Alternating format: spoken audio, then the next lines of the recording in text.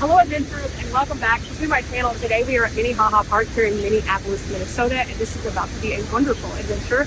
I'm very excited about this one because we're going to be seeing not only an incredible water feature but a few historic structures, and also just checking out an incredible place that you can come and spend all day. There are tons of things that you can do here, including some unique vehicle rentals that help you to kind of navigate. The paths here are wide, expansive, and tree covered, and it is absolutely a wonderful way to get out and recreate. So come along with me and let's explore.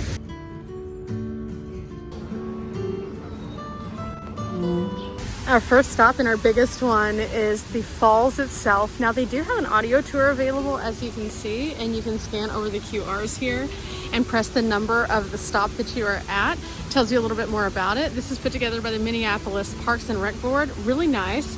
But additionally, they have some historic signs here. This one in particular, President Lyndon B. Johnson, as well as the senator and the governor here, enjoyed the sprays from Minnehaha Falls. And on that day in 1964, Minneapolis was experiencing a drought. In order to create the beautiful display of the falls pictured, the city had to open many of their fire hydrants upstream, out of sight, to feed the water into the creek. Pretty interesting fun fact, but that's just one of many that we're going to find here today.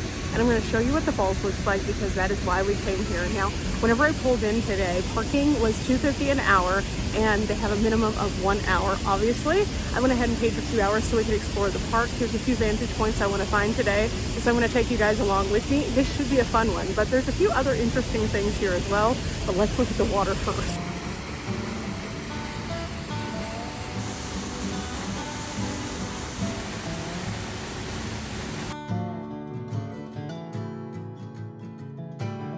We'll take another look at the water in a moment, but first I wanted to point this out. These are President Johnson's footsteps, and you can actually stand in the footprints of a president. Now, where he was standing, currently, there is a bush right here, so you get a little bit more of an impaired view. However, literally just a couple feet over, you can see a much better view. I think that's one of the incredible things about this location is you have beautiful views from so many places. And this is something that obviously brings a lot of joy to everyone who is visiting. Now there is a path at the bottom also. I'm going to try to find that one. I don't know how hard it is to get down there, but we're going to try to get a bit closer to it because I love waterfalls, but there's other things here in this park as well. So buckle up, it's about to be a fun ride here at Minnehaha Park. Now, Minnehaha Park was actually something that came about a long time ago. 1873 is when the initial thought of this being a park was construed. However, it wasn't until the 1880s that it actually became a park. And so from there, you can see how it has changed and evolved. They have added wide, expansive paths, lots of activities, and today, even though it is a daytime, during the week, it is absolutely packed with people because everyone enjoys coming here. It has lots of access to various trails throughout town. It makes it super accessible. They have e-bikes. They also have paddle carts. They have some other interesting things, and of course they have the falls. Around the park you will find various pieces of history, including this one. It was established officially April 3rd, 1883, which was established through the Park Act vote. It has several different pieces of information on here, including 25 fun facts that you may not know about Minneapolis parks. In fact, Minneapolis has a higher percentage of land devoted to parks than any other American city, similar in population density. And I think that that is absolutely amazing because it allows everyone an opportunity to get out here and enjoy the beauty of these areas, because in all reality, you can't quite beat this. As you can see, beautiful, expansive spaces, and this is just one of many sections, but there's a few other fun facts in here as well. Like, this is just one of 4 waterfalls in the area of Minneapolis. They also have St. Anthony, Bridal Veil, and Shingle Creek. So all of that can be found on signs like this throughout the park, and I definitely encourage you guys to stop and just take a moment to read just a little bit more. But we have a lot more exploring to do, so we're going to head out and see if we can not only find the bottom of the falls, but also if we can check out some of these historic buildings.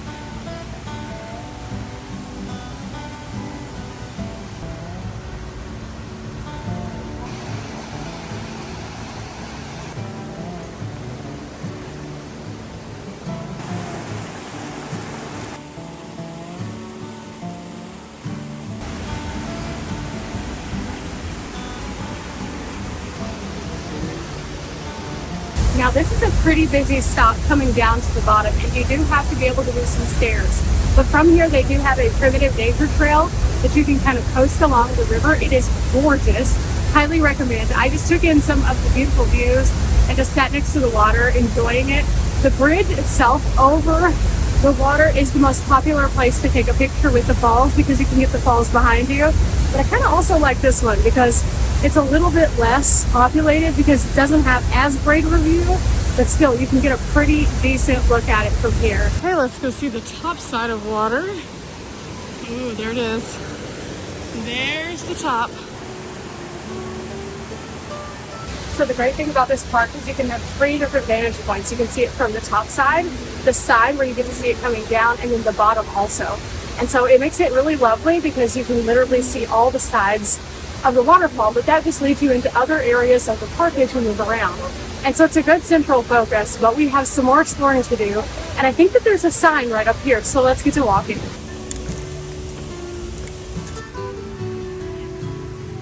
In fact, there was a sign, and it was just telling a little bit more about the history of the park.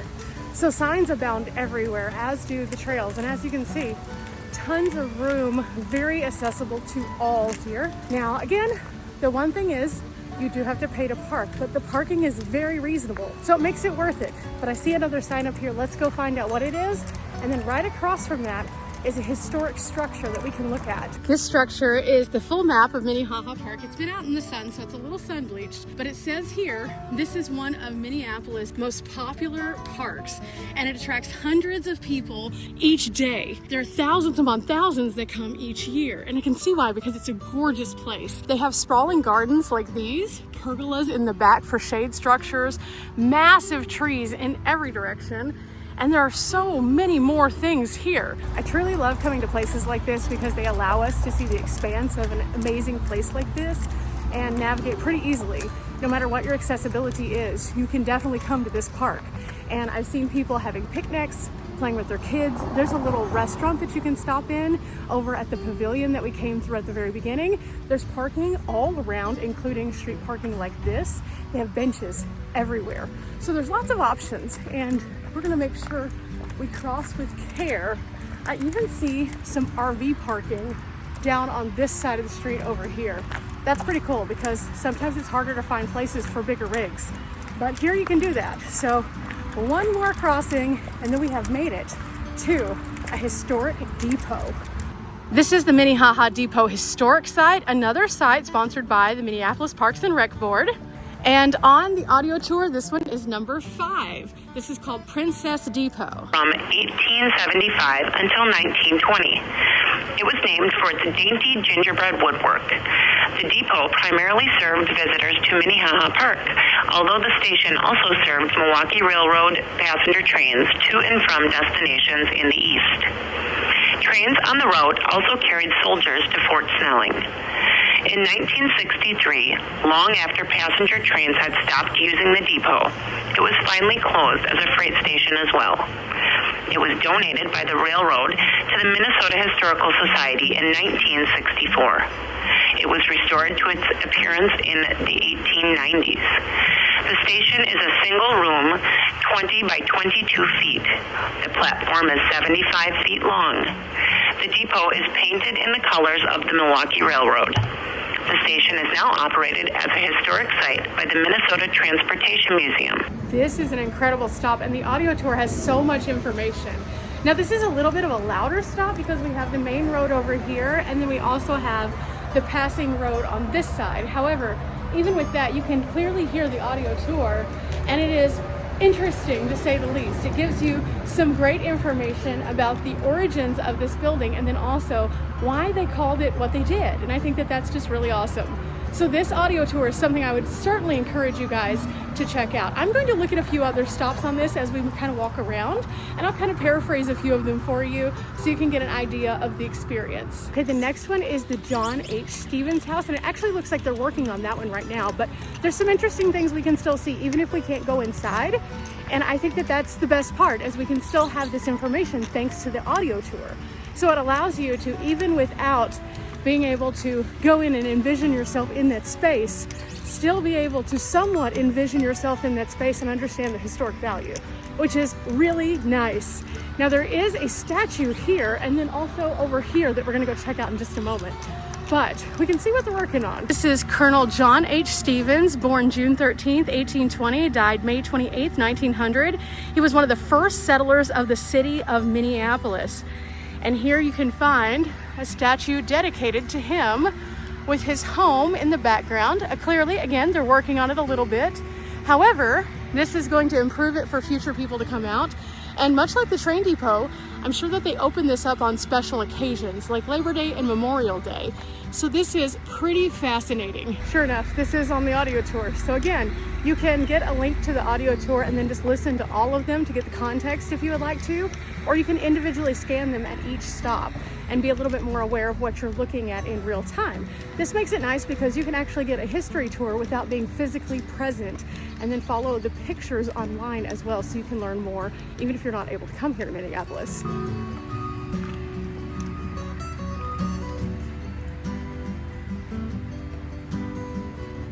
As you can see here, this actually honors Officer Mark T. Beddard.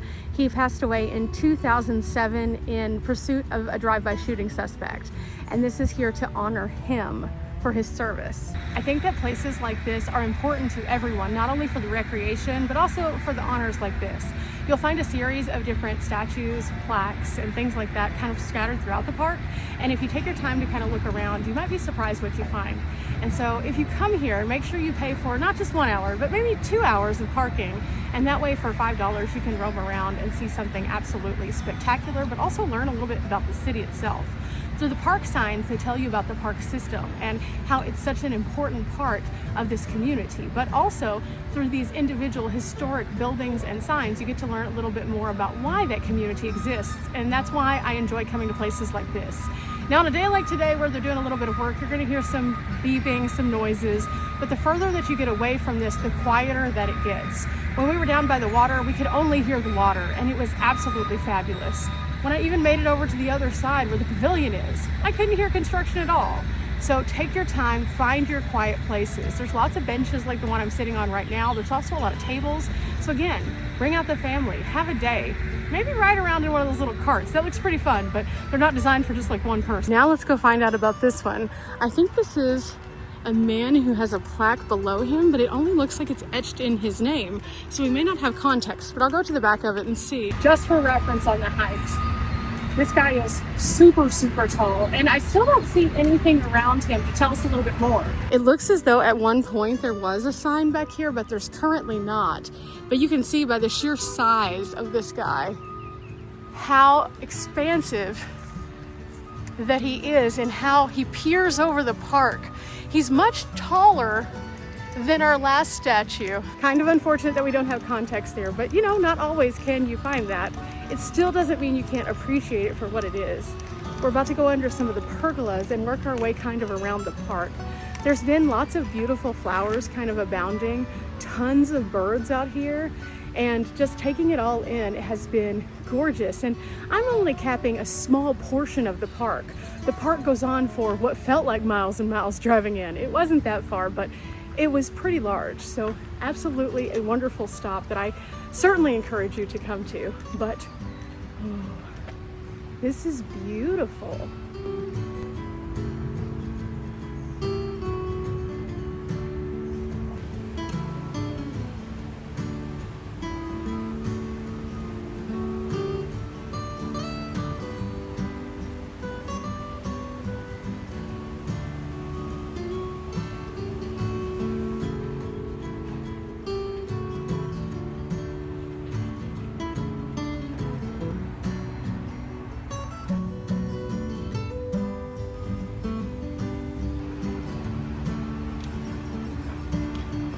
Oh, I've just been enjoying the nature out here. There's so many little critters. I've seen squirrels, chipmunks, birds at this point.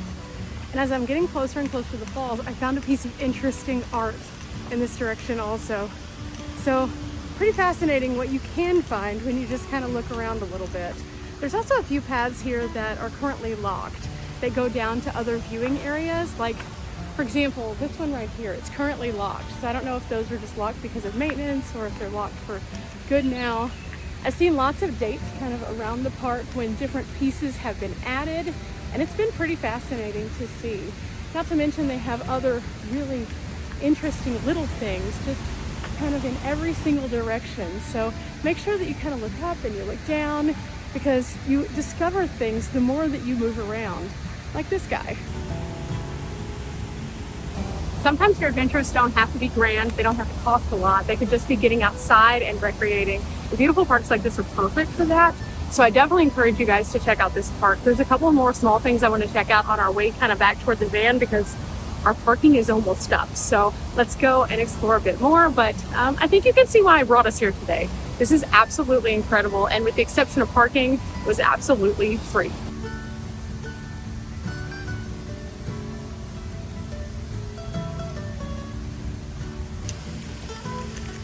We have another sign. This talks a little bit more about the Victory Memorial, the Theater Worth area, the chain of lakes, and then also it shows you kind of where you are in context to the Mississippi River, and then also the various lakes that you can find around town.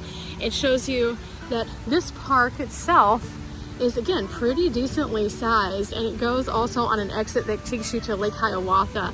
And I took that exit to get here, and I was only a few miles away whenever I exited. So it's a great way for you to see portions of the city and to learn a little bit more about some of the different areas. Definitely recommend, again, checking out all of the signs. You can see the Grand Rounds National Scenic Byway takes you through all of the chain of lakes area, so you could actually take that on bike. And I've seen tons of people who are clearly doing that today.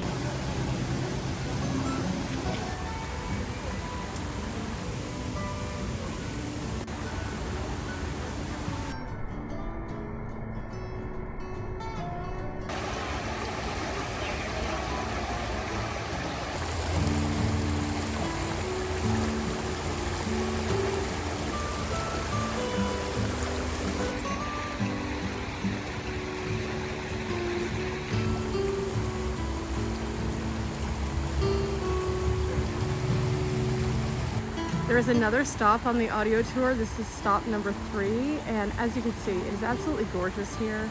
So the history and the context that they allow you to have, as well as the beautiful views, the nature, all very well worth it. I want to thank each and every one of you for coming along with me to this beautiful Minnesota park. I think you can understand why I brought you here. It's absolutely incredible. We've had a wonderful day just walking about, getting our steps in, seeing some history, and then being able to enjoy beautiful water views like this. I think that once we start to dive into the history of each location, as well as the 3 locations, we might be surprised what we find. So remember, guys, we're not here for a long time, but we are here for a good time. I'll see you on the next one. Bye.